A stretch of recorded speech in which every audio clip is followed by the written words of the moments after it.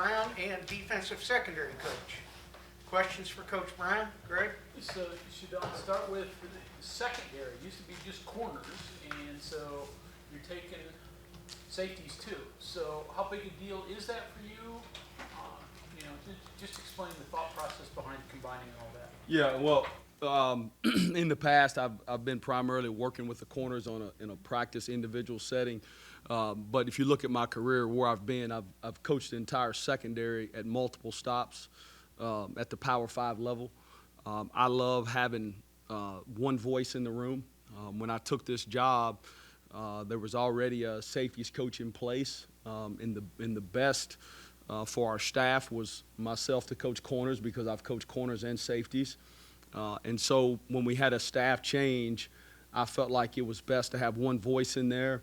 And so me going back and coaching the entire secondary is probably a little bit more in my comfort zone than the opposite. So it's going well right now, and I like how it flows. You going to Coach Brown and saying, hey, I think this will work better? Did he ask you? How did that come about? I think it was a mutual decision. The head coach makes all the decisions, and he came to me and asked me, how did I feel about it? And I was all for it, because, again, that's what I had done at other stops. When I was at Colorado, the last time I did it, I had the whole secondary, and and when I was there, five of the 9 guys that I coached in 2 years are still playing the National Football League. So we had a good run of doing it there, and I think it just takes some. What it takes is some pre-planning. You got to do a really good job of pre-planning, and I utilize my GAs and my student assistants really well. And those guys have been with us for now 2 years, so they know exactly what I want and what I expect. And so it's been pretty smooth, and I'm excited about how we're operating moving forward. Just help with communication. What's the biggest benefit of that? Not that Dante did anything wrong, but what helps to have just one voice? Well, one voice. Everybody in here can say the same thing, but say it differently. You're not going to say the words exactly like the next guy sitting to the left or the right of you. So now there's one voice, there's one way of speaking it, there's one way of teaching it. And so I feel like now, as a whole secondary, when there's a question or an issue, they're coming straight to the source. As opposed to in the past, I was involved and had my hands in everything, but from a day-to-day management standpoint and on-field coaching, the safeties coach was handling those guys, all right? And so now, whether it's a safety corner or nickel or spear, the information is funneled from one place. You've got a lot of new pieces in that entire group. A few guys back, but a lot of new ones. Give us a look at the new ones and what you're seeing out of them. Yeah, well, we'll start outside. We brought in a couple transfer corners. The first guy, Aiden Garnes, transferred from Duquesne University right up the road. We actually played against him, watched him on film when he decided to go into the portal. Really watched a lot of the film against us, and he did a really good job. He's really fast. He's not as big as we wanted early on, but he's put on about 15 pounds since he's been here. He's really fast. He's coachable. He's a tough kid. He's a Philly kid, so he's got an edge to him. So he's been a pleasant surprise, as well as, kind of a I would say a steal of the portal is Garnett Hollis, who's a 6'1.5" to 6'2". That's what pro guys look like. 6'2", 205, and he can really run step for step. E.J. Horton is a 4'3" guy at receiver, and he's step for step with him on any go ball, so he can really run. And I think the sky's the limit for him. We're doing some things differently than he did at his previous stop at Northwestern, but he's a guy that's really made a huge jump. And then T.J. Crandall, transfer corner from Colorado State. He's really a young guy. Most of the time when you bring in a transfer, you think that young man's a junior or senior. Well, he's still a freshman. He played 1 year. He was at Colorado State 1 semester. So he's a second semester freshman as we speak. So he's doing a good job of learning what we're doing, but he's elite fast as well, and he's got great length. And that's what we wanted when we went in the portal. We tried to add guys that could really run and guys that had some length, and I think we hit on that at the corner spot. And then at the safety spot, we brought in, obviously brought in Jaheim Joseph, he was a backup safety at Northwestern, was a starter in their last 4 or 5 games. We identified him when he went in the portal. And we really, it seems like they recruited 2 DBs from Northwestern. We really recruited those guys independently. One went in before the other. So Jaheim went in before Garnett, and so we recruited them independently, and we were lucky to get both of them. And Jaheim's playing deep safety for us right now, and he's a guy that has position flex to play spear or cat safety. But today, right now, through this part of spring, we hadn't worked him down yet, but we'll do that the last half of the spring. Even though you did recruit them independently and they're both independently deserving of coming here, what kind of advantage is it that they are coming together, that they at least have a friend already entering the facility? And it's a little different than being the Lone Ranger, kind of like Beanie was last year, and then obviously had a great year, but they have a partner. Yeah, well, the benefit is they live together. So they got an apartment together. When they came, their families knew each other. So they were able to kind of navigate Morgantown together. So that was really good. When you come in from a new place, Garnett is actually from Nashville, has a ton of family right up the road in Akron. So he's been in the area before, and so with both of those guys coming together, it was kind of an easy transition because when all of our guys went out on spring break, those guys came and were here all for an entire spring break, starting working out and training with Coach Mike and his staff. When all of our guys were laying on the beach, them guys were here trying to learn the schemes and spending time in the weight room getting acclimated.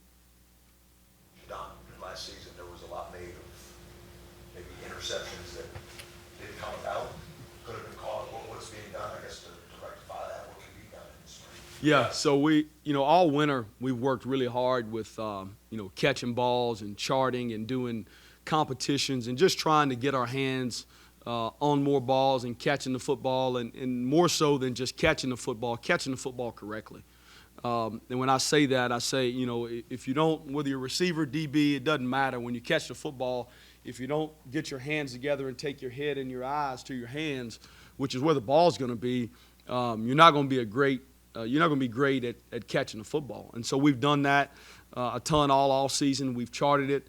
We've had some guys that have caught 2,000 balls throughout the winter, and when I say throughout the winter, I'm talking about starting in January when we first got back. We started there, and then we work on catching jugs every day, and then what we've got a policy in place with the guys now that if you drop a pick with 2 hands, that you get 2 hands on in practice, you got to get 25 jugs after practice. And so we're trying to do that to give guys an opportunity to catch the ball more. And some guys are improving. Some guys are not where they need to be, but that is an emphasis. I tease Beanie. He's been here today. He would have been the Thorpe Award winner, I'm pretty sure, if he would have caught about 5 more that he knocked down. So. Other corners for you besides the new guys that are here. So it's Spells, one of the Jacksons. Just go through what your corner situation looks like. Yeah. So Jacoby Spells is doing a good job. He's been nicked up a little bit, so you probably didn't see him out there today. But he's been nicked up a little bit, but he's going to be fine. And then you look at Montre Miller. Montre Miller's come back. He appealed and got a medical red shirt. He was hurt there in the Penn State game last year and didn't play the rest of the season. So we got that year back. So he's going to be a guy that's in the mix. He's a guy that's he's had some good plays. The big thing for him is being a competitive guy all the time, and he's doing a much better job of that. And I think anytime you transfer, the hardest thing is you're in a new environment and you got to reestablish yourself, not from just being a player, but in the mix of how we do things and trying to be an alpha when you were the alpha at the place you came from. And so he's doing a much better job of that. And then the guy that's probably made the biggest jump has been Jordan Jackson. Jordan Jackson's made a tremendous jump. He's a lot stronger. He's gained about 15 pounds this winter. He's in the mid 180s, which is good for him. And he's fast and he's gotten strong, and you can just see that in his body. But the big thing that he's done a better job of is he's gained confidence, and he's gained that confidence through I think getting stronger and having more knowledge about what we're doing, which gives him confidence to play fast. So I'm pleased with him. Is he a finished product? By in no means. He's not there yet. But being a redshirt freshman, he'll have a chance to help us this fall at one of those two corner spots. We were talking with Victor Cabral last week. He explained us a little bit about, the way his positions have changed a little bit since he came on board. Is there any change? Does that affect the back end any? Does the cap play a little bit differently, or your guys in the back end still kind of the same? No, it doesn't change us at all. Schematically, we are who we are. We're going to be the same. It doesn't change at all. We're trying to get our Spurs in the rush a little bit more. We brought in Ty French. Tyron Bradley's a big, powerful guy. If we can get those guys rushing the passer a little bit more, is what we've tried to do this spring.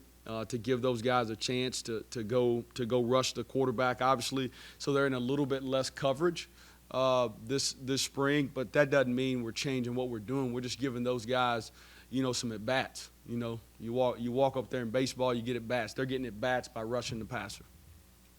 You're still trying to be as interchangeable as possible between free and cat, and maybe even spear, as you mentioned some. Yeah. So those guys are really all working together, and we'll have some guys that can't go back and play, but like today, Aubrey Burks played 50% of the snaps at cat safety today, all right? And he's played 50% of the snaps today at spear, right? So I can move him around at any time, and I'm doing that to give him both reps at both spots, but we're doing the same with some other guys. Aiden Garnes can go play nickel, which he did some today.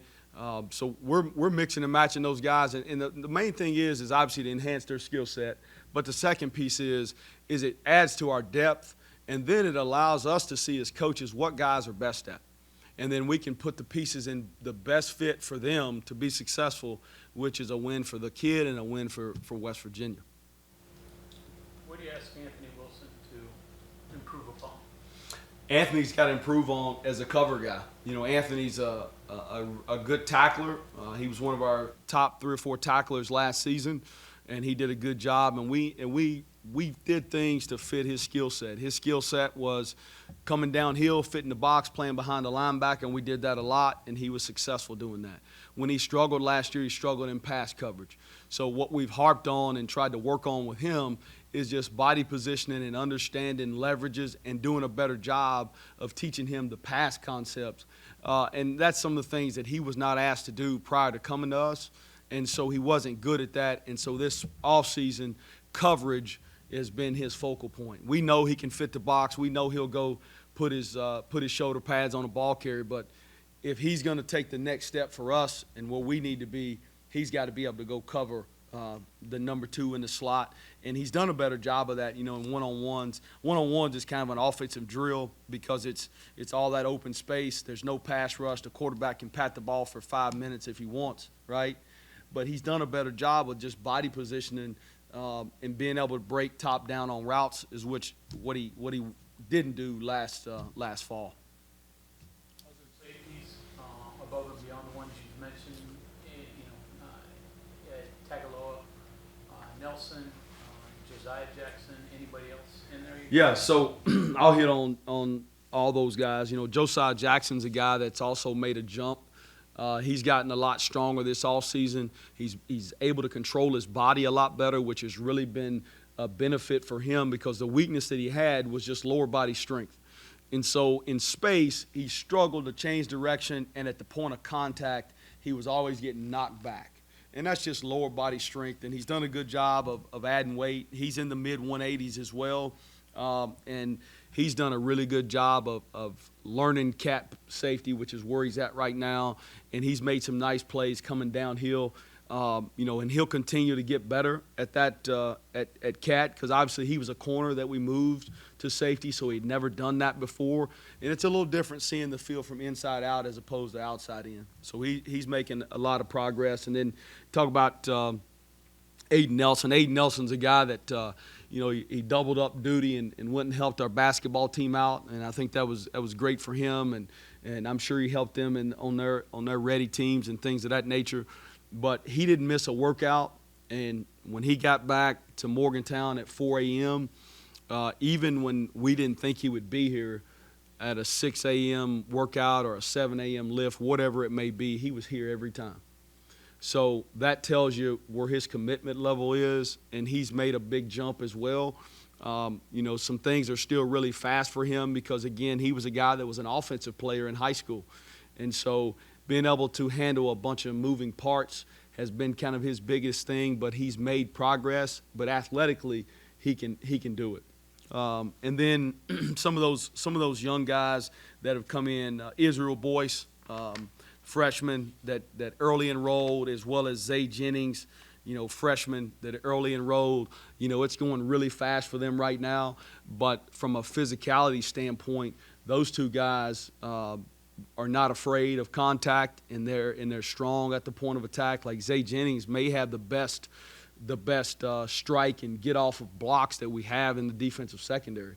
And so I think those two guys are going to be guys that can immediately help us on special teams, which is where you need to steal some reps from some of those old guys that are going to play a ton. Those young guys got to come on. I thought last year that's where we lacked a little bit down the stretch. We didn't have as many young players that could man those special teams units, that we had to play some starters there. And those reps really add up as you go throughout a season. Don, what is the difference in the mentality of the safeties as compared to the cornerbacks? Well, at safety, you're the quarterback of the defense. You got to make communications to both sides. You're telling the linebacker, the outside linebacker, inside linebacker, and the corner to your side of the field what to do on each particular call. So you have to have a quarterback mentality. At corner, the difference is you listen for the call, and then you execute the call.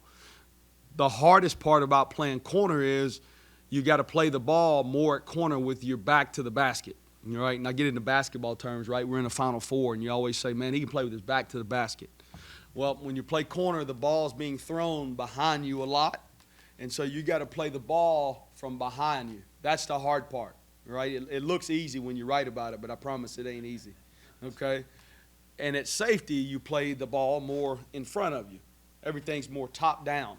So that's the difference from a structural standpoint and coverage standpoint. And then run game wise, as a safety, you got to do a lot more fits in the box, almost like a linebacker.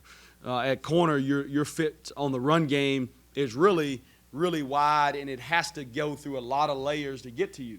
But at safety, you're in that fit a lot more, and balls are getting spilled to you, so you got to know your run fit, you got to know your pass fit. But, oh, by the way, I got to tell everybody else what they're doing. So you got to be really smart to handle that, and that's where young guys really struggle. It's because the volume of things you need to know. And, the big thing that I talk about with them is if you have knowledge, you'll have confidence, which will allow you to play fast. Well, if you're playing slow, it's kind of paralysis by analysis, especially at safety. I think a young player can probably play faster at corner than they can at safety just because of the mental part of it. Does that answer your question? What role, if any, has Beanie played in some of these new guys coming in and some of these transfers? He played a big role, a huge role. It's an easy sell when you can say, hey, this guy came in for 6 months and we made him a consensus All-American. I mean, the proof is there. It's not coach speak when you can show that. And Beanie's done a good job. Beanie helps recruit some of these guys. He'll get on the phone with guys. I use him, though, and a lot of transfers, a lot of people don't know this, but in the transfer world, they reach out to guys on the team or that have played there and get information. Even when we don't know as coaches or you media people are fishing for information, they're fishing too. And they call, like Beanie will hit me up and be like, hey, such and such, message me on, social media, are you messing with this guy? And, I'm like, yeah, tell him the truth. And so he's helped us a ton in recruiting, and he's a great ambassador, and y'all probably seen him walking around. He's here right now. He's back in town prior to the draft. Does he ever even take it one step above that and kind of tip you off, be like, hey, you should look at this guy? No, he doesn't do that. We got a process. We've got our personnel department, and when a guy goes into the portal, like everybody else in America, they pre-screen, and then they come to me and say, hey, there's a guy you need to watch. I watch him. If we identify him as a guy that we like, then we go all hands on deck and go full speed to go get that guy and try to get him on campus. And as you guys know, with the portal, it goes really fast. It's kind of like speed dating. You got to get to know them real quick. You got to like them, or you got to love them and marry them, or you got to go to next. And I always tease Coach Brown about this, but he wears me out because he says no more than he says yes, and he does that because of our culture. And our culture is really strong because we've trimmed some fat, and we don't bring in guys that have been cancers at other places, no matter their talent. And if a guy's not a fit for us, Coach Brown, sometimes he makes me mad. I've known him for a long time, and he's like, nope. And I'm so mad because I know the player's good, but he's looking at from a 30,000-foot view of what is that guy with his character and his whatever he's bringing to us, what's that going to do to our locker room? And if it ain't going to enhance the locker room, he ain't going to take that guy. And that's why our program is so much better now. Kudos to him and what Coach Brown's done in trying to build the program. When everybody wanted to run us out of here, he was still trying to build the culture of the locker room. And, man, our locker room is strong, right? Those guys like each other down there. They hang out with each other. Our culture and the character in our locker room is really good, and that's why when you get down at Baylor, whatever we were down, and we go back and come back and win the game, that's because our locker room's right.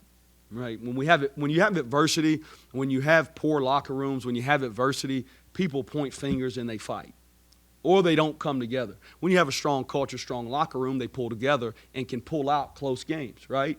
You guys have been in sports for a long time. You see teams that always win close games.